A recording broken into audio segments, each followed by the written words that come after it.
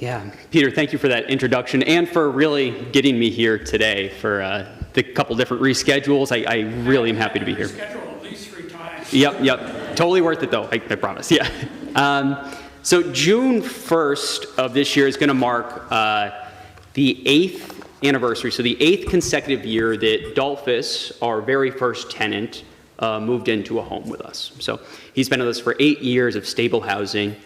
And Dolphus is now not only one of our tenants, he's also a coworker of mine. As the executive director of a tiny home for good, I have very little time for anything, frankly, and cleaning our building is kind of very low on my priority list. So we had a couple extra dollars and we're able to start paying Dolphus to come in 2 times a week to clean our building and to keep our little corner on South Ave down in the city of Syracuse looking like one of the sharpest on the blocks. So if I rewind 10 years, though, I was 6 years into working at one of the local shelters in the city, and I had got to know Dolphus because he was a very regular resident at this shelter. We hit it off right away for one of the reasons Peter just mentioned. We were both very avid bicycle riders, so we connected over that. I remember one February, Dolphus showing up with icicles down to his chest, hanging off his beard, big old smile on his face, and I don't know, that's always going to be in my mind. One thing about Dolphus, though, that he was never consistently at the shelter. So he would be there for a month stretch at a time, then he would move somewhere, and then he would come back looking for housing. And I didn't quite understand it at the time. I kind of wished he would either be at the shelter so we could really service him, or he would be gone at permanent housing forever. So I went and visited one of the places that the shelter had placed him. It was one of the homes that they had partnered with a local for-profit landlord to move men at the shelter into to act as the permanent answer. Dolphus was there with 4 other men who had moved from the shelter, all sharing a kitchen, all sharing a bathroom, all with either mental health challenges or substance abuse diagnosis. As you can imagine, it was a mess. Very little services to support them long term, and the result was something I saw over and over. Dolphus would come back to the shelter looking for a bed again. Those other men would come back to the shelter looking for a bed again. And this cycle was repeated over and over again by every single person who came to the shelter. And it really started driving me crazy, and I started asking guys at the shelter what they needed in a home. And I think their answer, it was profound in their simplicity. Everyone just wanted their own bed, their own bathroom, and a key that when they locked the door in the morning, they knew their belongings would still be there in the evening. Like, honestly, nothing that I feel like is out of the realm of possible, but also a right of everyone.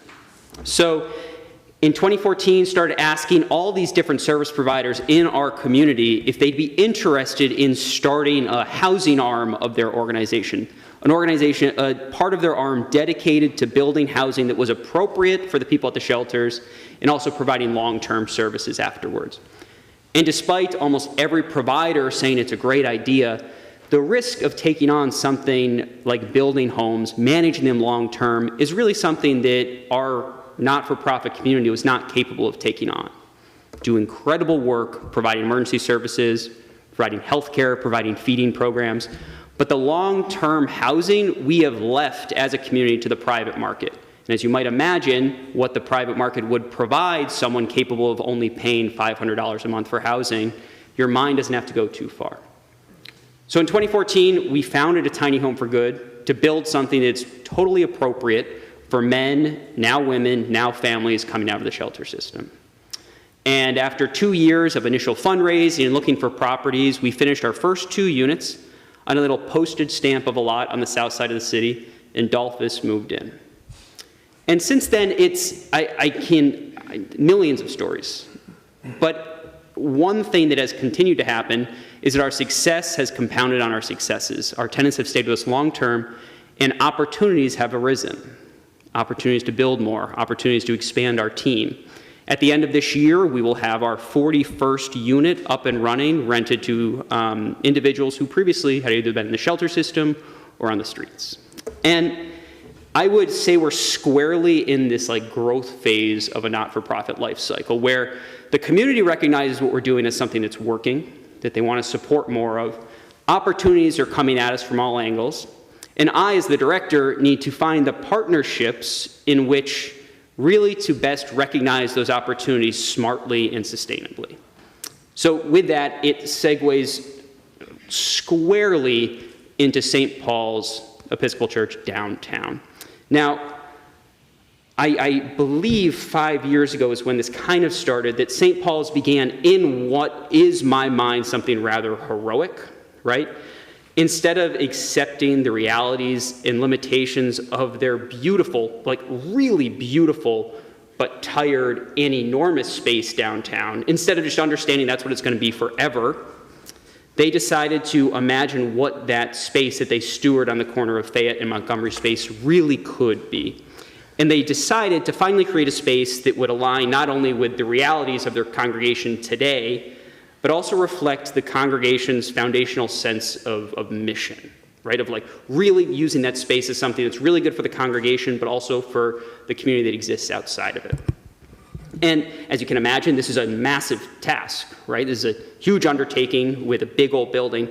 And even as someone like me who spends a lot of my time with a tool belt on, working on building more in the city, the scope of this project still kind of makes my head spin. And I just want to talk about 4 specific reasons why this project is kind of a bear, okay? So first, it couldn't be any further than the new construction of a tiny home. What we do now is we look at a vacant lot in the city of Syracuse, and we think about how we can put a 400 square foot home there. It's like a blank canvas, right? What you have at St. Paul's is a 50,000 square foot, 3-story parish house next to a sanctuary. Like the concept of remodeling that is 2, 3, maybe 5 times more difficult than what we're like thinking about when we think of a tiny home. It's a bear. The second, and something very different from what we've ever done before, is that St. Paul's downtown is deservedly, how does it called? A National Registry of Historic Places, right? It's a beautiful building, but if we want to do anything there, if St. Paul's wants to do anything there, it has to be done to a T. The exterior has very specific design details, and what that means is that there's a lot more construction costs, there's a lot more pre-construction hurdles, there's a lot more confusion in the midst of it. It also adds a significant level of approvals that have to be met. So this is just a longer beast of a project. And number 3 is one that I find fascinating with any building project. There's not one person making a decision down at St. Paul's about what's going to happen, right? And there's not 3, there's not 4, there's a whole congregation of people. I'm sure everyone here has dozens of stories about how they disagreed with a loved one or a spouse on a building or design topic. Now, you look at St. Paul's, who's really considering what to do with their space, and they're doing their best to take into account everyone there. And I have to give so much credit to the leadership there with the incredible amount of listening campaigns, one-on-one meetings, and just kind of willing the different agendas that are coming into play to come to a consensus. And I'm going to get to that in a sec. And the final, and I think most significant point about what's special of this is that as a church, St. Paul's was left with very limited ways to fund their project, right? They're not eligible for many of the same grants we are. They can't, access public funds the same way we can. They can't access state dollars the same way that we can. They've got a little bit of money from the National Historic Registry, a Herculean fundraising effort internally, and then the rest is kind of up for question. They could have done what so many downtown buildings are doing, is get in on that cash cow that really is luxury housing. They could have went to any number of developers and put in 2, 3, 4, 6 condos there and make a ton of money. And don't get me wrong, I think any other building that would have done that would have jumped at that at a heartbeat. It probably would have been easier initially to get the funding to do it. It certainly would have been easier for them long term. But if they did anything, they did the complete opposite of that. And 2 years ago, this is where we come in. 2 years ago, I was approached by St. Paul's to consider the possibility of using 14,000 square feet of their second floor of the parish house. It used to be offices and then a school, and now it's sitting vacant, as the idea to house our tenants. And through their discernment, long discernment, they determined that they needed to keep mission-driven work active in their space. So in the face of what was potentially an incredibly lucrative opportunity to build out their building with luxury apartments, they chose instead to partner with us to stay true to their mission. And so over the last 2 years, we've begun meeting regularly, our board, some of our tenants, and we've been meeting with their vestry, some of their members, to really hash out what this partnership would look like. We answered big questions like how long will the lease agreement be, to the small questions like where would tenants put their bicycles. And over the last 2 years, we've answered many, asked a lot more, and inevitably, there's going to be a lot more questions on the horizon. But the partnership and the desire to see this project happen has only grown stronger. So I want to just touch on a couple specifics, because I think that's valuable at this juncture. And I also want to preface with, these are very likely to change. Like, we haven't started our side of the construction yet. St. Paul's is underway with their things, but we're still getting our funding together to make this thing happen. So these specifics, well, I hope they're close to this, likely won't be exact. But here's what we're planning to do. Tiny Home for Good will pay for the construction of 10 one-bedroom apartments on the second floor of the parish house. All units will be accessible from an elevator, and 4 of the 6 units will be completely accessible. Each apartment will be approximately 400 square feet with their own small kitchen space, bathroom, living and bedroom space, and there will be a large 1,000 square foot community room with a full kitchen, computers, and gathering space. There will also be an office for a full-time case manager that will work exclusively with the tenants that occupy St. Paul's. We will enter into a long, very long lease agreement with St. Paul's. We will pay St. Paul's approximately $1 a year. All of this, intensive purposes, is a no-cost lease. If the intentions of Spirit of St. Paul's Church was not obvious, that should be clear things up for everyone.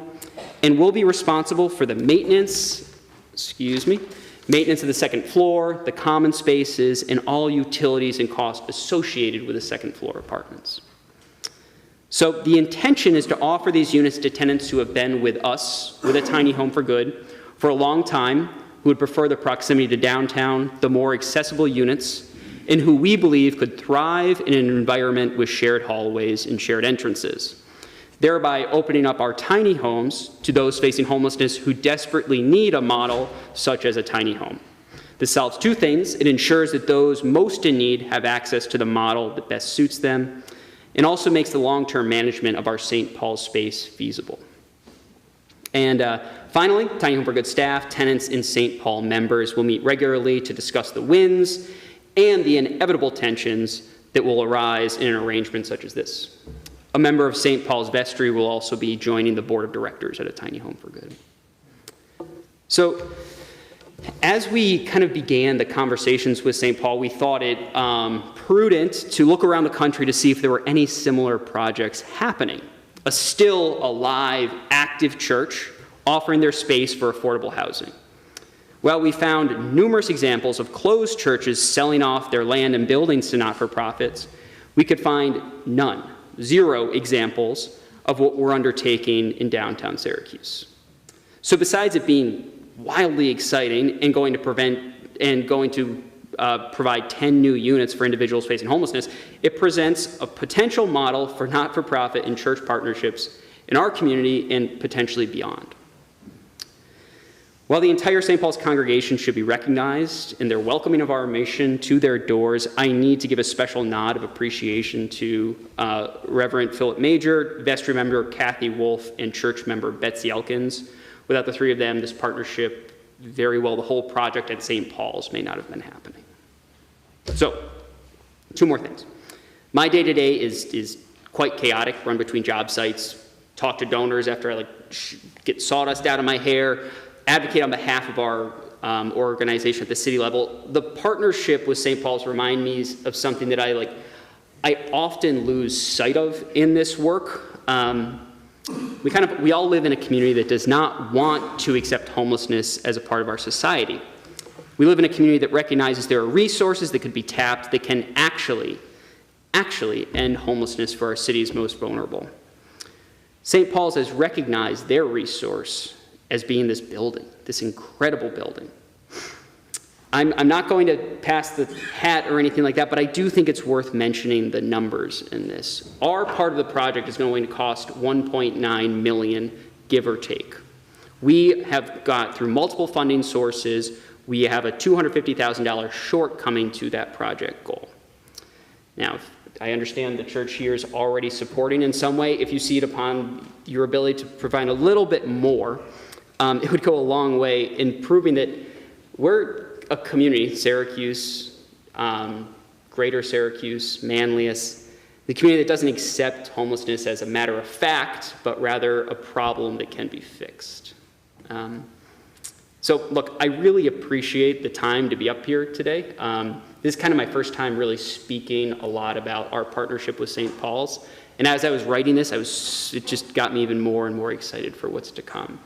I'll be around afterwards to answer questions about a tiny home for good, about St. Paul's, about whatever. But thank you so much for Peter setting this up and for the opportunity to be here today.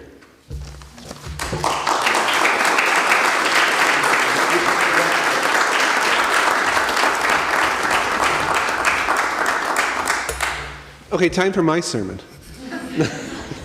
No, thank you so much. Thank you for coming and speaking to that. Two short things. And one, we are donating some of our funds from, I think, the rummage sale. One of our tithes is going to the St. Paul's to help that. And over the next 3 weeks, if you would like to donate any money or funds to this project, go ahead and write a check, and in the memo write St. Paul's or St. Paul's Houses or something to show that you want to put into that fund, and then we'll collect all that together, and in about a month we'll give that money to St. Paul's to help them with their mission. So any amount helps. A lot of people will say, "Oh, well, I can only give $10 or something like that." That's $10 they don't have to spend, they don't have to raise. So any amount that you can give is welcome. And like I said, we'll be sending that with the tithing that we already do. And then as a small coda at the end, one of the really amazing things about this project is that St. Paul's was able to see what resources they had and then to say, what can we do with this to support our view of what the gospel is, which is to help those in need. We don't have a giant building that we can divvy up into 10 separate apartments. What do we have? What do we have? What gifts do we have? What resources do we have where we can do something like this, something similar, something different? What can we do to lead in a way that this is the first time something like this has been done? That's awesome. That's horrible too, that these partnerships haven't happened around the country. What can we do? Where can we be? How can we help? Put that into your heart. Put that into your spirit and your mind. Let it churn around with the Holy Spirit. And if you think of something, find a vestry member, find me, talk about it, bring it up. You never know how many people it can help. A small idea can affect so much good. So thank you again for what you've done. Thank you.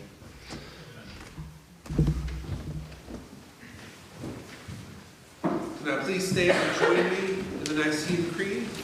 And if the